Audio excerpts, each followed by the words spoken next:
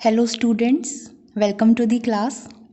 Previous video lecture में हमने ये देखा था कि बेसिक ऑफ क्वांटम स्टैटिक्स क्या होती है। बेसिक ऑफ क्वांटम स्टैटिक्स मेरा पढ़ाने का आपको ये एम था ताकि आपको ये समझ में आए कि फर्मी पार्टिकल्स क्या होते हैं या फिर फर्मियंस क्या होते हैं। इसी के साथ हमने ये देखा था कि फर्मियंस जो होते हैं वो पाउली एक्सक्लूजन प्रिंसिपल को फॉलो करते हैं। पाउली एक्सक्लूजन प्रिंसिपल क्या होता है, उसके बेसिक्स या उसका ब्रशअप भी मैंने आपको बताया था कि पाउली एक्सक्लूजन प्रिंसिपल एक्चुअल में होता क्या है। वो क्या होता है कि उसका मतलब है कि कोई भी दो इलेक्ट्रॉनों का, किसी भी एटम के कोई भी दो इलेक्ट्रॉनों के चारों क्वांटम नंबर जो है वो कभी भी सेम नहीं हो सकते। तो आज का जो हमारा टॉपिक है वो है फर्मी लेवल। तो इस टॉपिक का मेन एम पढ़ने का ये है कि हमको ये समझ में आना चाहिए कि फर्मी लेवल क्या होता है, व्हाट इज़ फर्मी लेवल। क्योंकि फर्मी लेवल के समझ आने पर ही हमें ये पता लगेगा कि फर्मी एनर्जी क्या होती है, और फर्मी एनर्जी जब हमें पता लगेगी तभी हम लोग फर्मी डायराक के डिस्ट्रीब्यूशन को पढ़ पाएंगे। तो उसको पढ़ने के लिए हमें सबसे पहले ये पता होना चाहिए कि व्हाट इज़ फर्मी लेवल। तो फर्मी लेवल क्या है, इसकी डेफिनेशन या कह सकते हो कि इसकी वन लाइन में हम लोग कह सकते हैं, it is highest filled energy level of electron at 0 degree Kelvin. यानी कि हाईएस्ट फील्ड एनर्जी लेवल है ये किसी भी एटम के इलेक्ट्रॉन का एट 0 डिग्री केल्विन। सबसे पहले तो बात यहाँ पे इलेक्ट्रॉन की हम लोग क्यों कर रहे हैं। इलेक्ट्रॉन की बात इसलिए कर रहे हैं क्योंकि इलेक्ट्रॉन क्या है, एक फर्मी पार्टिकल है। ये मैंने फर्मी पार्टिकल्स के एग्जाम्पल में भी इसका नाम लिया था। इलेक्ट्रॉन, प्रोटॉन, न्यूट्रॉन, ये सब क्या है, फर्मी पार्टिकल्स है। और ये लोग पाउली एक्सक्लूजन प्रिंसिपल को फॉलो करते हैं, इसीलिए इनके एनर्जी लेवल्स को हम लोग फर्मी एनर्जी कहते हैं। ठीक है, अब ये लाइन क्या कह रही है कि हाईएस्ट फील्ड है, कोई भी एक एटम है, कोई किसी भी एक एटम, उसका न्यूक्लियस में क्या रहेंगे, सारे प्रोटॉन्स रहेंगे और उसके अलग अलग क्या रहेंगे, ऑर्बिटल्स रहेंगे। इस टाइप से उसके ऑर्बिटल्स होते हैं। और हमें ये पता है कि सबसे पहले कौन सा, जो न्यूक्लियस के सबसे नज़दीक होगा, नाभिक के सबसे नज़दीक जो ऑर्बिटल होगा, जो कक्ष होगा, वही क्या होगा, इलेक्ट्रॉन से फिल होगा पूरा। उसमें जितने इलेक्ट्रॉन आएंगे, फॉर एग्जांपल इसके अंदर 2 आएंगे तो यहाँ पे 2 इलेक्ट्रॉन पहले इसमें फिल होंगे, फिर जो इलेक्ट्रॉन्स है वो इसमें फिल होंगे, फिर जो इलेक्ट्रॉन्स है वो तीसरे इसके अंदर आएंगे। तो ये हमें पता है, और इन्हीं को हम लोग क्या कह सकते हैं, एक तरीके से इलेक्ट्रॉन के एनर्जी लेवल्स भी कह सकते हैं। पहले इनमें, फिर इनमें और फिर इनमें। तो ये हमें पता है कि जैसे जैसे इलेक्ट्रॉन की डिस्टेंस बढ़ती जाएगी वैसे वैसे क्या होगा कि उनकी एनर्जी भी क्या होगी, बढ़ती जाएगी। यहाँ तक आपको समझ में आया। यानी कि जो सबसे बाहरी कक्ष के अंदर या सबसे बाहरी ऑर्बिटल के अंदर जो इलेक्ट्रॉन है, उसकी एनर्जी क्या रहेगी, मैक्सिमम रहेगी। और एनर्जी का मैक्सिमम होने का क्या मतलब है, एनर्जी का मैक्सिमम होने का ये मतलब है कि उसके मैक्सिमम होने का ये मतलब है कि उसकी जो गतिज ऊर्जा है, उसकी जो काइनेटिक एनर्जी है वो मैक्सिमम रहेगी। काइनेटिक एनर्जी मैक्सिमम कैसे रहेगी, काइनेटिक एनर्जी का मैक्सिमम होने का मतलब है उसकी वेलोसिटी का मैक्सिमम होना, क्योंकि काइनेटिक एनर्जी क्या रहती है, हाफ mv², और वेलोसिटी मैक्सिमम तो एनर्जी भी मैक्सिमम। ओके, तो वेलोसिटी मैक्सिमम रहेगी। अब आप हमें ये बताइए कि जो मैक्सिमम वेलोसिटी होगी, मैक्सिमम वेलोसिटी ही कॉरस्पॉन्ड करेगी मैक्सिमम एनर्जी को। तो हमें मैक्सिमम एनर्जी लेवल ही तो निकालना है। तो इसके लिए फर्मी और डिराक 2 साइंटिस्ट थे। उन्होंने एक एक्सप्रेशन दिया, फर्मी डिराक स्टैटिस्टिक्स में ये एक्सप्रेशन दिया गया कि probability of finding electron at energy level at any energy level, E1, EF, E2 कुछ भी हो सकता है वो, उसका जो फॉर्मूला है वो उन्होंने दिया 1/1 plus exponential to the power E minus EF upon KT।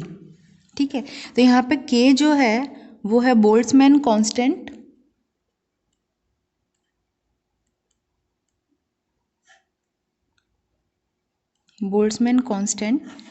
और T जो है वो है टेम्परेचर। अब अपने को ये पता है कि बाहरी ऑर्बिटल में जो इलेक्ट्रॉन रहेंगे वो मूविंग कंडीशन में रहेंगे, उनके पास v वेलोसिटी है और वो भी मैक्सिमम वेलोसिटी है। तो ये जब मूविंग कंडीशन में रहेंगे तो we can not find out that how many electrons are to be there in the final orbital. Okay, so इस एक्सपेरिमेंट को करने के लिए हमको क्या करना पड़ेगा, इलेक्ट्रॉन्स की गति को रोकने के लिए हम लोग इसको एब्सोल्यूट ज़ीरो टेम्परेचर पर, एब्सोल्यूट ज़ीरो केल्विन टेम्परेचर पर इसको इस एक्सपेरिमेंट को देखने वाले हैं। तो एब्सोल्यूट ज़ीरो केल्विन के लिए ही फर्मी डायरेक्ट ने अपनी स्टैटिस्टिक्स दी। अब फर्मी डायरेक्ट ने यहाँ पे स्टैटिस्टिक्स क्यों लगाई, ये भी हमारे पास में एक पॉइंट आता है। हमने प्रीवियस ईयर में ये पढ़ा है, स्टैट मैक्स सबने पढ़ी होगी, कि जब भी हम लोग किसकी बात करते हैं, इंडिविजुअल एटॉमिक लेवल पे बात करते हैं और एटॉमिक लेवल पे भी उसके इलेक्ट्रॉन की, यानी कि वहाँ पे n नंबर ऑफ काफ़ी ज़्यादा मात्रा में इलेक्ट्रॉन्स होंगे, तो उसकी जो कैलकुलेशन होती है वो डायरेक्ट मैथ से नहीं हो सकती, तो उसके लिए हमको स्टैटिस्टिक्स लगानी पड़ती है। इसीलिए फर्मी डायरेक्ट स्टैटिस्टिक्स इसको कहेंगे। ठीक है, तो ये फॉर्मूला है जो हमें डायरेक्ट ध्यान रखना है और इसी से मैं एक्सप्लेन करूँगी कि फर्मी लेवल एक्चुअली होता क्या है। ठीक है, आई होप आपको यहाँ तक समझ में आया होगा। अब आगे हम लोग देखते हैं कि कोई भी एनर्जी लेवल है हमारे पास में, एज्यूम करते हैं ये एनर्जी लेवल है। इस टाइप से हम लोग एनर्जी लेवल्स को ड्रॉ करते हैं। एज्यूम करते हैं कि ये वाला एनर्जी लेवल मेरे पास में E1 है, ये वाला एनर्जी लेवल मेरे पास में EF है और ये वाला जो एनर्जी लेवल है वो मेरे पास में E2 है। तो यहाँ पे probability of having electron at energy level E1, या फिर हिंदी में मैं कहूँ तो एनर्जी लेवल E1 पर इलेक्ट्रॉन के होने की प्रायिकता फर्मी डिराक स्टैटिस्टिक्स के अकॉर्डिंग, फर्मी डिराक स्टैटिस्टिक्स के अनुसार क्या होगी, F E1 लिखेंगे अपन, इज इक्वल टू, मैंने फॉर्मूला लिखा था 1/1 plus e to the power E। अब E की जगह मेरे पास में क्या हो जाएगा, E1 माइनस EF, इसके जस्ट नीचे जो एनर्जी लेवल है वो है EF, ओके, अपॉन KT। अब मैंने आपको पहले ही डेफिनेशन में ये बता दिया था कि ये जो एक्सपेरिमेंट है वो एब्सोल्यूट ज़ीरो टेम्परेचर पर करते हैं, तो जो T की वैल्यू है वो तो मेरे पास में क्या है, पहले से ही ज़ीरो आ चुकी है। यहाँ पे ये T की वैल्यू है ज़ीरो। तो अब मैं इसको आगे सॉल्व करूँ तो 1/1 प्लस ई की पावर E1 माइनस EF। अब मुझे ये पता है कि EF से E1 की जो वैल्यू है, E1 energy is greater than EF। यहाँ पे लिख देती हूँ, since E1 is greater than EF, चूँकि E1 क्या है, EF से ज़्यादा है, तो इसकी जो वैल्यू आएगी वो मेरे पास में कुछ पॉजिटिव आएगी, अपॉन K की वैल्यू K रखती हूँ और इसकी वैल्यू ज़ीरो, तो ये ज़ीरो से मल्टीप्लाई होकर ज़ीरो बन जाएगा, और समथिंग पॉजिटिव अपॉन ज़ीरो मेरे पास में क्या आ जाएगा, इन्फाइनाइट। 1/0 की वैल्यू इन्फाइनाइट होती है, 1/1 plus exponential to the power infinite.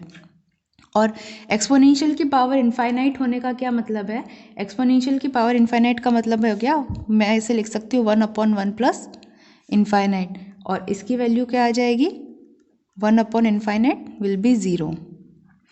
यानी कि मैं ये कह सकती हूँ कि probability of having electron at energy level E1 will be equal to zero, यानी कि E1 के ऊपर, EF के ऊपर जो E1 एनर्जी लेवल है उसमें इलेक्ट्रॉन नहीं प्रेजेंट होंगे। प्रोबेबिलिटी ज़ीरो होने का मतलब, प्रायिकता के ज़ीरो होने का मतलब क्या हुआ कि यहाँ पे कोई भी इलेक्ट्रॉन प्रेजेंट नहीं होंगे। अब हम लोग एनर्जी लेवल E2 के लिए निकालते हैं, तो एनर्जी लेवल E2 के लिए भी सेम फंडा हम लोग अप्लाई करेंगे। E2 पे एनर्जी निकालते हैं, is equal to 1/, formula same रहेगा, 1/1 plus E to the power, अब यहाँ पे E लिखेंगे, E2 माइनस EF के कॉरस्पॉन्डिंग निकालना है हमें, E2 minus EF upon KT। T की वैल्यू वापस यहाँ ज़ीरो हो जानी है। अब E2 माइनस EF की बात आती है, E2 माइनस EF, हमें पता है कि E2 की वैल्यू क्या है, कम है EF से, क्योंकि ये एनर्जी लेवल क्या है, नीचे है। जैसे जैसे एनर्जी लेवल ऊपर की तरफ बढ़ता है वैसे वैसे उसकी एनर्जी बढ़ती है। ठीक है, यानी कि E2 यहाँ पे क्या है, मिनिमम एनर्जी लेवल है, तो यहाँ पे E2 माइनस EF क्या हो जाएगा, नेगेटिव, यानी कि since E2 is less than EF, therefore इसलिए E2 माइनस EF की वैल्यू क्या रहेगी? नेगेटिव। ओके, तो मैं क्या लिख सकती हूँ? इट इज़ 1/1 प्लस ई की पावर कुछ नेगेटिव रहेगी अपॉन के की वैल्यू को 0 से मल्टीप्लाई करूँगी तो 0 आ जाएगा। तो इस एक्सप्रेशन को 1/e की पावर माइनस इन्फिनेटिव, या फिर मैं इसको लिख सकती हूँ 1/1 प्लस 1/e⁻⁻ इन्फिनेटिव। और इसकी जो वैल्यू है, इस पूरे की वैल्यू क्या हो जाएगी? 0। 1/∞ क्या होता है? 0। तो इस पूरे की वैल्यू 0 यहाँ पुट करूँगी तो मेरे पास में क्या आएगा? 1/1 प्लस 0 यानी कि 1। इन दो वैल्यूज़ को अपन देखें, यहाँ पर इसकी वैल्यू 1 आई है किस केस में? जब E2 लेवल पे मैंने इलेक्ट्रॉन की प्रोबेबिलिटी की बात करी, और यहाँ पे मेरे पास में वैल्यू 0 आई है। कब आई है? जब मैंने E1 एनर्जी लेवल पर इलेक्ट्रॉन्स की बात करी। यानी कि इन एनर्जी लेवल्स के अंदर ऐसा कोई लेवल है, वो EF है, जिसको मैं फर्मी लेवल बोलती हूँ, जिसके ऊपर के एनर्जी लेवल पर, जिसके ऊपर की जो एनर्जी लेवल्स है, वहाँ पर इलेक्ट्रॉन होने की प्रायिकता मेरे पास में 0 आ रही है, और उसके नीचे की एनर्जी लेवल पर इलेक्ट्रॉन होने की प्रायिकता, इलेक्ट्रॉन होने की प्रोबेबिलिटी 1 आ रही है। प्रोबेबिलिटी 1 होना यानी कि क्या है? प्रोबेबिलिटी मैक्सिमम होना, यानी कि सारे के सारे इलेक्ट्रॉन यहीं रहेंगे, इन एनर्जी लेवल्स पे रहेंगे, और कोई भी इलेक्ट्रॉन E1 यानी EF से जो ऊपर एनर्जी लेवल है उस पर नहीं रहेगा। अब यहाँ तक बात हो गई, E2 के लिए निकाल दिया, E2 के लिए निकाल दिया, E1 के लिए निकाल दिया। अब बात करते हैं हम EF एनर्जी लेवल पर, कि EF एनर्जी लेवल पर इलेक्ट्रॉन्स के होने की क्या पॉसिबिलिटी है या क्या प्रोबेबिलिटी है। तो उसके लिए भी सेम फॉर्मूला हम लोग लगाएंगे फर्मी डिराक का। देखते हैं, F of EF will be equal to 1/1 plus e की power EF minus EF upon KT। ठीक है, तो इसकी जो वैल्यू आएगी वो क्या आ जाएगी? 1/1 प्लस ई की पावर EF माइनस EF 0, और KT की वैल्यू अगर मैं यहाँ 0 रखूँगी तो 0। अब देखो मेरे पास में ये टर्म आ गई 0/0 की, यानी कि क्या हो गई? ये अपरिभाषित टर्म आ गई, अनडिफाइंड टर्म है। और जब भी मेरे पास में ऐसी अनडिफाइंड टर्म आ जाती है, तो हम सब ने मैथ्स पढ़ी है, और ये भी मैं एज्यूम करती हूँ कि आपको ऐसे एक्सप्रेशन सॉल्व करने आते होंगे, तो हम लोग क्या कर देते हैं? डायरेक्टली लिमिट लगा देते हैं। लिमिट लगाऊंगी t टेंड्स टू 0 की, और ये पूरा जब मैथमेटिक्स सॉल्व हो जाएगा, लिमिट t टेंड्स टू 0 लगाऊंगी इस एक्सप्रेशन में, तो मेरे पास में जो F ऑफ EF की वैल्यू आएगी, probability of having electron at EF energy level, उसकी जो वैल्यू मेरे पास में आएगी वो निकल के आएगी 1। ठीक है, तो इसकी वैल्यू भी 1 आ गई, यानी कि इससे मेरे को क्या सिद्ध हो गया? मुझे क्या पता लगा कि एक एटम के अंदर एक ऐसा एनर्जी लेवल एग्जिस्ट कर रहा है जहाँ पर उसकी जो इलेक्ट्रॉन डेंसिटी है, या फिर नंबर ऑफ इलेक्ट्रॉन्स होने की जो पॉसिबिलिटी है, वो मैक्सिमम है, और उसके नीचे के सारे लेवल्स, सारे एनर्जी लेवल्स पर इलेक्ट्रॉन है, और उसके ऊपर के सारे एनर्जी लेवल पर कोई भी इलेक्ट्रॉन प्रेजेंट नहीं है। वहाँ पे इलेक्ट्रॉन्स होने की प्रायिकता या पॉसिबिलिटी क्या है? 0 है। तो वैसे एनर्जी लेवल को हम लोग क्या बोलेंगे? Fermi level. और यही आज का हमारा टॉपिक था, और यही मैंने स्टार्टिंग में क्वेश्चन किया था कि व्हाट इज़ फर्मी लेवल। तो हमें अब ये समझ में आ गया है कि फर्मी लेवल क्या होता है। आपको ये क्लियर हुआ? आई होप आपको ये क्लियर हुआ रहेगा। तो मैं लास्ट में इसका आउटकम क्या लिख सकती हूँ एक लाइन के अंदर, कि probability of finding electron above Fermi level is 0। ठीक है, एक की पॉइंट मेरे पास में ये हो गया कि फर्मी लेवल के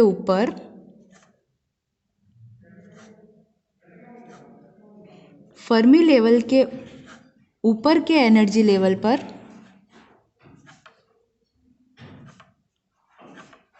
इलेक्ट्रॉन होने की प्रोबेबिलिटी 0 रहती है। ये हमारे पास में एक आउटकम निकल के आया। तो हम ये कह सकते हैं कि there is a level above which no electron is present and below which all the electrons are present is called Fermi level. तो इसकी डेफिनेशन भी लिख लेते हैं। There is a level